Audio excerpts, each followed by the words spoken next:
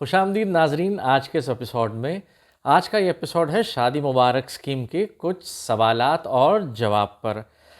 कई दिनों से आप लोग मुझसे कुछ टेक्निकल सवाल पूछ रहे थे मेरे पुराने वीडियो पर, जो मैंने तकरीबन आज से 1 साल पहले बनाया था शादी मुबारक स्कीम पर। एप्लीकेशन प्रोसेस कैसे पूरा करना है ऑनलाइन और ऑफलाइन। आपके कई सवालों के जवाब मैं इंस्टेंटली देता रहा, लेकिन कई ऐसे टेक्निकल सवाल थे जिनका मेरे पास इंस्टेंट जवाब नहीं था। आप में कई व्यूअर्स मुझसे फॉलो अप भी कर रहे थे, तो मैं शुक्रगुजार हूँ उन व्यूअर्स का, लेकिन उन सबके नाम नहीं ले सकता मैं, क्योंकि लिस्ट बहुत लंबी हो जाएगी फिर।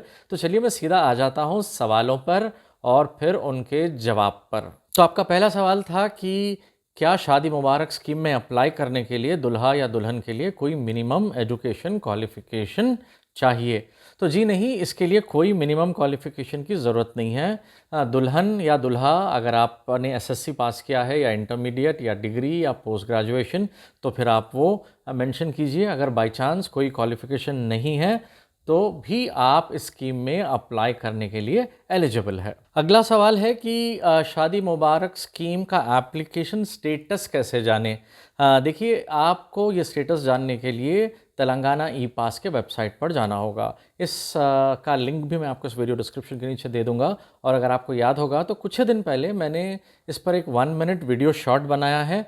अगर आप वो वीडियो शॉर्ट देख लें तो आपको पता चल जाएगा कि वेबसाइट पर कैसे लॉगिन करना है और फिर आपको अपना स्टेटस कैसे चेक करना है। अगर आप वो वीडियो भी आपने मिस कर दिया है तो उसका लिंक भी मैं इस वीडियो डिस्क्रिप्शन में दे दूंगा। अगला सवाल है कि क्या शादी मुबारक स्कीम में अप्लाई करने के लिए दुल्हे का भी तेलंगाना से होना ज़रूरी है। तो जी नहीं, सिर्फ दुल्हन का तेलंगाना से होना ज़रूरी है। दुल्हा किसी और स्टेट का हो सकता है, वो चाहे महाराष्ट्र हो, चाहे कर्नाटका हो, केरला हो या फिर किसी भी स्टेट का। ओके, सिर्फ दुल्हन का तेलंगाना से होना ये शर्त है इस स्कीम में फाइनेंशियल असिस्टेंस को अवेल करने के लिए। शादी मुबारक स्कीम में अप्लाई करने के बाद वेरिफिकेशन के लिए क्या डिपार्टमेंट के ऑफिसर्स दुल्हन या दुल्हे के मकान आएंगे। तो जी हाँ, वेरिफिकेशन के लिए फील्ड ऑफिसर्स को भेजा जाएगा, लेकिन वो सिर्फ दुल्हन के मकान पर आएंगे, दुल्हे के मकान पर नहीं। अगला सवाल ये है कि शादी के कितने महीनों या कितने साल बाद शादी मुबारक स्कीम के लिए फाइनेंशियल असिस्टेंस के लिए अप्लाई कर सकते हैं। तो इसका जवाब ये है कि देखिए, कोई स्पेसिफिक गाइडलाइन नहीं है इस मामले में कि आपको इतने महीने पहले या इतने महीने बाद मैक्सिमम आप अप्लाई कर सकते हैं। ये स्कीम तकरीबन अक्टूबर या नवंबर 2014 में टीआरएस गवर्नमेंट ने लॉन्च की थी। तो 2014 के बाद अब तक जो भी लोग एलिजिबल है ये स्कीम में अप्लाई करने के लिए, आप अप्लाई कर सकते हैं। लेकिन बेहतर जनरली यही होगा कि आप 1 साल के अंदर अप्लाई कर दें। अगला सवाल ये है कि क्या दुल्हन अगर कन्वर्टेड मुस्लिम है या रिवर्टेड मुस्लिम है, तो क्या वो इस स्कीम के लिए अप्लाई कर सकती हैं, और क्या ऑल्टरनेटिवली कोई और डॉक्यूमेंट्स देना होगा, क्योंकि वो अपने माँ बाप के डॉक्यूमेंट्स प्रोड्यूस नहीं कर पाएगी। तो देखिए, ऐसी सूरत में बेसिकली ये जो स्कीम है ना, वो मुस्लिम घराने के बच्चियों के लिए है, उनके फाइनेंशियल असिस्टेंस के लिए है।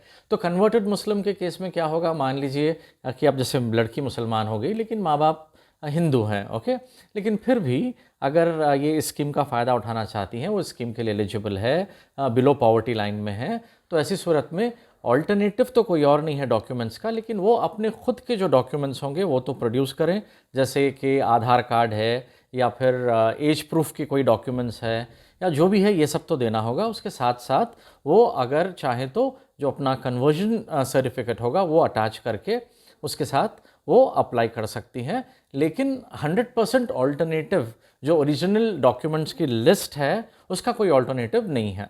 अगला सवाल है कि अगर लड़की दुल्हन यतीम है और भाई बहन भी नहीं है, तो ऐसी सूरत में वो किसके डॉक्यूमेंट्स अटैच करे। तो ऐसे सिचुएशन में जो भी लड़की के गार्डियन हैं उनके डॉक्यूमेंट अटैच करना होगा, लेकिन ये जो पैसा है शादी मुबारक स्कीम का, ये डायरेक्टली दुल्हन के अकाउंट में क्रेडिट किया जाएगा। अगला सवाल था कि शादी मुबारक स्कीम के एप्लीकेशन फॉर्म्स सिर्फ तेलुगु में ही क्यों हैं, उर्दू या इंग्लिश में क्यों नहीं है। तो यहाँ मैं आपको बता दूं कि शादी मुबारक स्कीम का कोई स्पेसिफिक एप्लीकेशन फॉर्म नहीं है। जो एक फॉर्म है वो वही है जो तेलंगाना ई पास वेबसाइट पर है, जो इंग्लिश में है। ओके, तो बाय चांस अगर किसी ने कोई तेलुगु किसी को मिला होगा तो शायद वो लोकल ऑफिस में एक ज़रूरत के मुताबिक रखा होगा।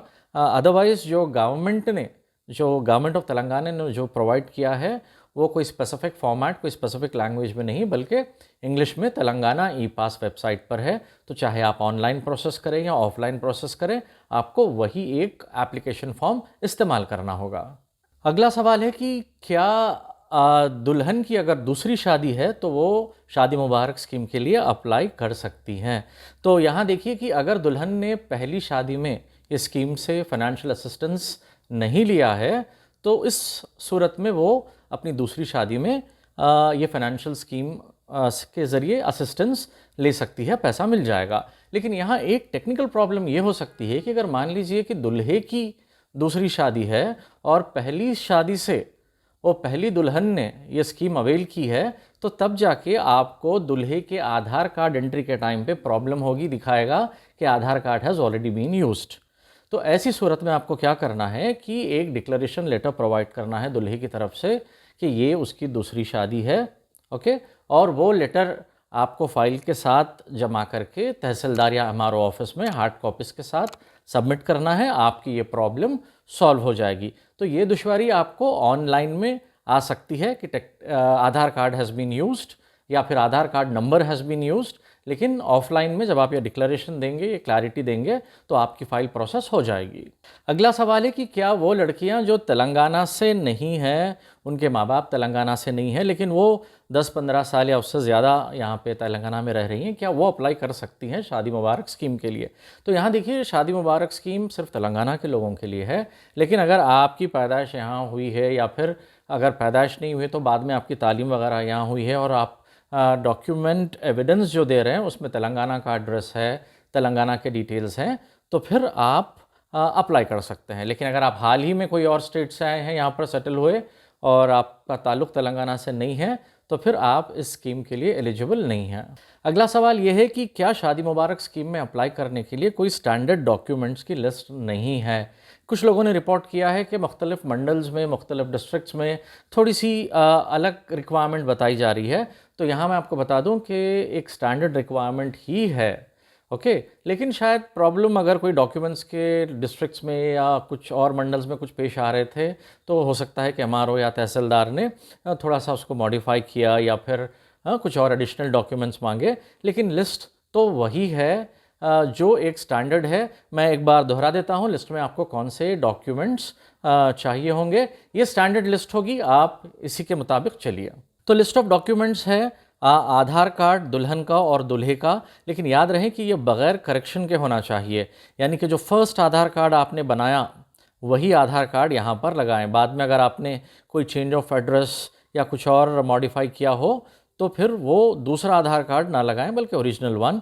दूसरा है एज प्रूफ। एज प्रूफ के लिए आपको काफ़ी ऑप्शंस दिए गए हैं, जैसे डेट ऑफ बर्थ सर्टिफिकेट या एसएससी मेमो या फिर कोई और एकेडमिक डॉक्यूमेंट, आपका इंटरमीडिएट या डिग्री सर्टिफिकेशन या फिर पैन कार्ड या पासपोर्ट कॉपी या ड्राइविंग लाइसेंस या फिर वोटर आईडी। अब इतने सारे डॉक्यूमेंट से आपके पास जो भी डॉक्यूमेंट हो आपकी उम्र साबित करने के लिए, वो एज प्रूफ के लिए आप ये लगा दें। तीसरा डॉक्यूमेंट है ओरिजिनल इनकम सर्टिफिकेट, और चौथा है निकाहनामा, पांचवा मैरिज सर्टिफिकेट, छठा आधार कार्ड, ये दुल्हन की माँ का और उनके वालिद का, वालिदा और वालिद दोनों का होना चाहिए। फिर सातवां है आपका राशन कार्ड, आठवां है दुल्हन की माँ का बैंक अकाउंट जो होगा उसका पासबुक, और उसके बाद आपकी शादी की एक फ़ोटोग्राफ, और फिर ओरिजिनल शादी का इनविटेशन कार्ड जो रखा होगा आपकी शादी का वो आप लगाएं, और 11वां है रेसिडेंस प्रूफ, आपके मकान के एड्रेस का प्रूफ, जो आप इलेक्ट्रिसिटी बिल या गैस बिल या फिर अगर आप किराए के मकान में रहते हो तो रेंटल एग्रीमेंट की कॉपी आप प्रोवाइड कर सकते हैं। अगला सवाल है कि क्या ration card, birth certificate, marriage certificate और इनकम सर्टिफिकेट कंपलसरी है? तो जी हाँ, देखिए, राशन कार्ड से पता चलता है कि आपका क्या वाइट कार्ड है या पिंक कार्ड है, तो यहीं पे डिफ़ाइन हो जाएगा कि क्राउड जो एप्लीकेंट है वो क्या बिलो पॉवर्टी लाइन से है या कौन सी इनकम कैटेगरी में आता है। लेकिन बाई चांस किसी वजह से आप एलिजिबल हैं, आपकी सालाना इनकम 2 लाख रुपए से कम है, लेकिन किसी वजह से आपके पास आपका राशन कार्ड नहीं है, तो फिर भी आप एक डिक्लेरेशन देकर हार्ड कॉपी फाइल कर सकते हैं, और आपका जो इनकम सर्टिफिकेट होगा वो इसको सब्सटैंशिएट करेगा, एक प्रूफ होगा कि देखो राशन कार्ड नहीं है, डिक्लेरेशन है और जो हमारी इनकम है वो 2 लाख के अंदर है और उसका एविडेंस ये है कि ये एक इनकम सर्टिफिकेट आपने लगाई है, तो ये डॉक्यूमेंट्स मैंडेटरी हैं। हाँ, निकाहनामा लगाना ज़रूरी है लेकिन मैरिज सर्टिफिकेट ज़रूरी नहीं है। तो अगर आपके पास हो मैरिज सर्टिफिकेट तो आप लगाएं, अगर आपके पास मैरिज सर्टिफिकेट ना हो तो चलेगा, लेकिन जो निकाहनामा है जो ओरिजिनल वो लगाना ज़रूरी है, वो कंपलसरी है। अगला सवाल यह है कि क्या शादी मुबारक स्कीम के लिए ऐसे मुस्लिम्स अप्लाई कर सकते हैं जो ओबीसी कैटेगरी में तो नहीं आते लेकिन उनकी सालाना आमदनी 2 लाख रुपए से कम है? तो इसका जवाब है कि जी हाँ, इसका ताल्लुक़ कोई रिजर्वेशन से नहीं है। ओके, इसका ताल्लुक़ आपकी आमदनी से है। तो चाहे वो आप ओबीसी में हो या ना हो, अगर आपके घर की सालाना आमदनी 2 लाख रुपए से कम है तो आप इस स्कीम में अप्लाई करने के लिए एलिजिबल हैं। अगला सवाल ये है कि क्या ऑनलाइन रजिस्ट्रेशन करने के बाद फिर ये फ़ाइल को तहसीलदार या मंडल ऑफिस में या फिर ई सेवा में हार्ड कॉपीज़ का सेट जमा करवाना ज़रूरी है? मतलब ऑनलाइन ऑलरेडी अप्लाई कर दिया तो फिर ऑफ़लाइन जमा करवाने की ज़रूरत क्या है, ये सवाल था। तो ये देखिए, ऑनलाइन रजिस्टर करने के बाद ऑफ़लाइन जमा करवाना ज़रूरी इसलिए है क्योंकि इन डॉक्यूमेंट्स का वेरिफिकेशन होगा, वो एक बात है। दूसरी बात, अगर आप ऑनलाइन रजिस्ट्रेशन करते हैं तो उसका फ़ायदा ये होगा कि आप ऑनलाइन स्टेटस भी चेक कर सकते हैं। ओके, अगर आपने ऑनलाइन नहीं किया और सिर्फ ऑफ़लाइन कर दिया तो फिर आपको ऑफ़लाइन सबमिशन में आपके एप्लीकेशन का स्टेटस ऑनलाइन नहीं दिखाएगा। ओके, तो आप ऑनलाइन रजिस्ट्रेशन करें तो फ़ायदा ये है कि प्रोसेस के दौरान आप अपना स्टेटस भी जान सकते हैं। अगला सवाल ये है कि हैदराबाद और तेलंगाना के बाकी डिस्ट्रिक्ट्स में ऑनलाइन एप्लीकेशन पूरा करने के बाद हार्ड कॉपीज़ का सेट कहाँ जमा करवाना है? क्या मी सेवा में करना है या एमआरओ या तहसीलदार ऑफिस में करना है या जीएचएमसी में, कहाँ करना है? तो देखिए, इसका जवाब ये है कि एप्लीकेशन आपके लिए एक ही पॉइंट है, वो है मी सेवा। ओके, मी सेवा के अलावा आप कहीं और जमा नहीं करा सकते। लेकिन अगर आपको मी सेवा में ये बता जाए कि एप्लीकेशन प्रोसेस पूरा कर दिया गया है, आप ये डॉक्यूमेंट्स की फ़ाइल ले जाकर अपने एरिया तहसीलदार या एमआरओ के पास जमा करवा दें, तो फिर आप उस फाइल को ले जाकर वहाँ पर अपने कंसर्न तहसीलदार या एमआरओ के पास जमा करवा दीजिए। जमा करवाने के लिए एक ही सिंगल पॉइंट है, इसके अलावा आप कहीं और जमा नहीं करवा सकते। अगला सवाल ये है कि शादी मुबारक स्कीम में अप्लाई करने के बाद जब फील्ड वेरिफिकेशन ऑफिसर्स मकान पे आएंगे वेरिफिकेशन के लिए, तब दोबारा कौन से डॉक्यूमेंट्स देना होगा? देखिए, जब फील्ड वेरिफिकेशन ऑफिसर्स आपके मकान पे आएंगे तो आपको सिर्फ अपना एज प्रूफ और आधार कार्ड की कॉपी देनी होगी।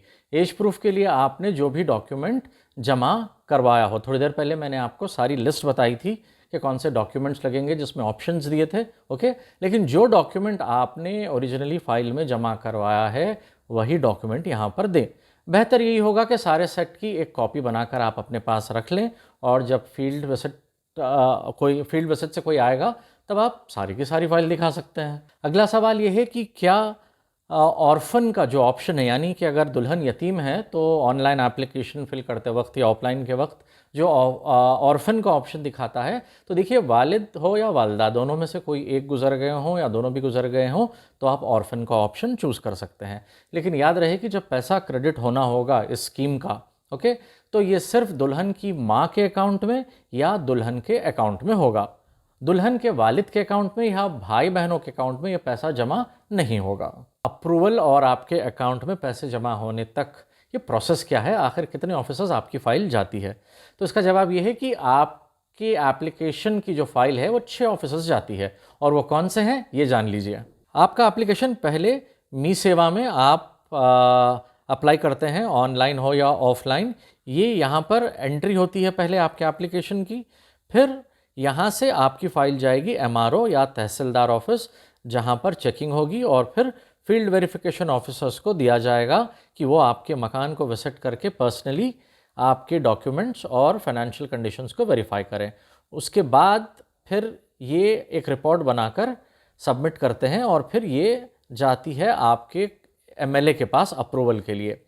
एमएलए ये फ़ाइल को रिव्यू करके अप्रूव करते हैं और फिर वहाँ से ये वापस आती है एमआरओ ऑफिस या फिर तहसीलदार ऑफिस, जहाँ पर इसे बैच फीड किया जाता है। इसे कहते हैं बैच फीड, यानी कि जितने भी सारे एप्लीकेशंस हैं वो पूरा का पूरा कट्टा इसमें जो है एप्लीकेशन फीडिंग होगी। फिर उसके बाद वहाँ से RDO यानी रेवेन्यू डिविजनल ऑफिस के पास जाता है। यहाँ पर फिर से वेरिफिकेशन होगा और फिर ऑनलाइन इसको अप्रूव किया जाएगा। उसके बाद वहाँ से इसको भेजा जाएगा डिस्ट्रिक्ट ट्रेजरी ऑफिस यानी DTO। यहाँ पर एक टोकन नंबर इशू किया जाएगा और फिर लेटर ऑफ क्लियरेंस दिया जाएगा SBI ट्रेजरी बैंक अगर हैदराबाद है, और अगर दूसरे डिस्ट्रिक्ट्स में है तो फिर ये डिस्ट्रिक्ट ट्रेजरी ऑफिस जिस किसी डिस्ट्रिक्ट में है वहाँ पर ये इन्फॉर्मेशन और लेटर ऑफ क्लियरेंस चला जाएगा। उसके साथ एक लिस्ट भी जाएगी बेनिफिशियरीज़ की, और बेनिफिशियरीज लिस्ट के साथ एक PD चेक इशू किया जाएगा depending on availability of funds, पैसा है या नहीं। अगर इमीडिएटली पैसा नहीं है तो फिर कुछ दिनों बाद ये इशू कर दिया जाएगा और फिर इसके बाद पैसा आपकी अकाउंट में जमा करवा दिया जाता है। तो इस तरह ये देखिए 6 ऑफिस हुए, मी सेवा, वहाँ से MRO या तहसीलदार ऑफिस, फिर वहाँ से MLA ऑफिस, और फिर वहाँ से RDO, फिर वहाँ से DTO, और फिर फाइनली बैंक जहाँ से आपके अकाउंट में पैसे क्रेडिट होते हैं। तो ये थे आपके इम्पॉर्टेंट सवालों के जवाब। और आखिर में 3 इम्पॉर्टेंट बातें मैं आपको बताना चाहूँगा जो ये मुझे ख़ास तौर से बताई गई हैं कि मैं आपको कन्वे करूं। तो ये देखिए कि आप जब मी सेवा में अपने एप्लीकेशन फिल करवाते हैं तो उस वक्त आप नज़र रखें एप्लीकेशन पर, ये इंश्योर करें कि आपके स्पेलिंग्स सही हैं। ओके, बाद में चेंज करना पड़ेगा तो बहुत डिफ़िकल्टी होगी, ये एक बात है। दूसरी बात क्या है कि आपका जो एप्लीकेशन में नाम है वो आपके बैंक अकाउंट के मुताबिक होना चाहिए, ना ही आधार कार्ड, ना ही एज प्रूफ, ना ही आपके सर्टिफिकेट्स के मुताबिक। तो जो मेन वेरीफाइंग डॉक्यूमेंट होगा वो आपका अपना बैंक अकाउंट होगा। ओके, तो जब आप अपना नाम लिखें या अपने वालदा या वालिद का नाम उसमें लिखें तो ये सब आपके बैंक डॉक्यूमेंट के ऑर्डर में होना चाहिए, बाकी सारे सर्टिफिकेट सिर्फ सपोर्टिंग डॉक्यूमेंट्स हैं। ओके, ये बात क्लियर हो गई। और किसी भी क्लैरिफिकेशन के लिए या फिर किसी भी मदद के लिए आप अपने कंसर्न तहसीलदार या MRO ऑफिस को कांटेक्ट करें। आपको सारा असिस्टेंस या फिर आपके सवालों के जवाब या फिर कोई दुश्वारी पेश आती हो तो इसका सलूशन भी आपके तहसीलदार या मंडल रेवेन्यू ऑफिसर ही देंगे। मी सेवा आपको हेल्प नहीं कर पाएगी। ओके, तो ये रहा आज का सारे सवालों का जवाब। उम्मीद करता हूँ कि आपको एपिसोड यूज़फुल लगा। मुझे कमेंट करके ज़रूर बताएं और फिर इस वीडियो को ज़्यादा से ज़्यादा दूसरों के साथ शेयर करें। अगर आपने अब तक मेरे चैनल को सब्सक्राइब नहीं किया है तो आप मेरे चैनल पे सब्सक्राइब और बेल आइकन एक बार ज़रूर दबा दें, और मुझे ये भी बताएं कि आप इस तरह और कौन से प्रोसेस या फिर कौन सी स्कीम्स के बारे में मुझसे जानना चाहेंगे। हमारे चैनल को सब्सक्राइब करें और लेटेस्ट अपडेट्स के लिए बेल आइकन जरूर दबाएं।